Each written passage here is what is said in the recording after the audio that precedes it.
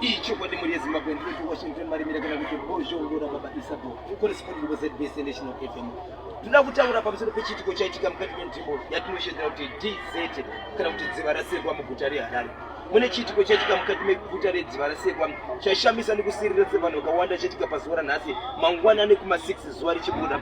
Zvaitika ndezvekuti izvo pane musha kana kuti guta rinogara vanhu kusanganisa muridzi wepamba kuti landlord nemaroji ake vamuka kuseni kwezuva ranhasi mugadheni mavo makarimwa mavegetable kuti muriwo zvavanoshandisa seusavi muine kakofini kadiki kemwana mudiki kanoratidza kuti zera ndiri mwana mudiki. Tinozviziva muri yeZimbabwe kana tichitaura nyaya yekofini zvinoreva kuti ibhokisi rinoisirwa chitunha kana kuti mushakafu laanoenda kunoviga naro kumakuva, asi rawanika pamba nhasi kuseni mugadheni. Pamba apa hapana akafa, pamba apa hapana rufu, pamba apa hapana mwana mudiki akafa, but kofini rawanikwa riri mugadheni.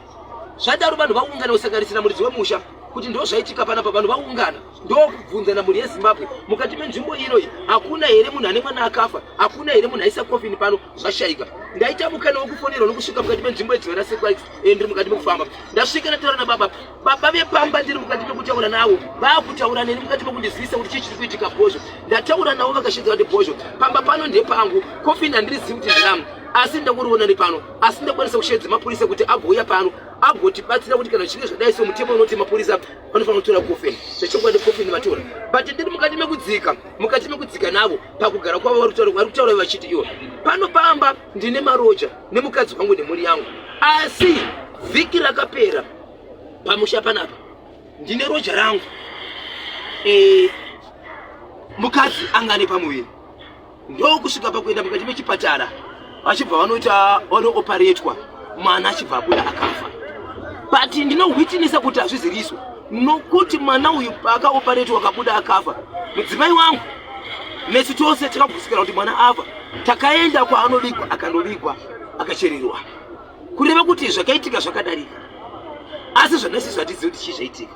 Saka tine urombo kuti kusaziva kuti neniwo ndiri kutovhunduka kusanganisa roja richiri kutovhunduka ende vari kutoenda vachitobhandeji kuti maronda aya aita sei anga achapora. Saka muri yeZimbabwe vari kuchema nekutsvaga vachiti izvo hatizivi kuti ndiani atiitira zvinhu izvi, ndiani akaita zvinhu izvi, kofini ringawanikwa here pamba pasina akafa, uyezve rauya nani, ndiani arisa. Chiitiko chandiri kutaura muri yeZimbabwe ndiri mukati mekufamba nekutsvaga dziri kuitika matimba navo senyika iyi mukati menzvimbo yedziva rasekwa vari mukati mekuti izvo taona pamba paine kofini remwana mudiki tisingazivi kuti raiswa nani. Pamusoro pekofini iri pange pakaiswa hembe dziri muplastic dzinoratidza kuti ndedzemwana mudiki preparation dziri pamusoro pekakofini.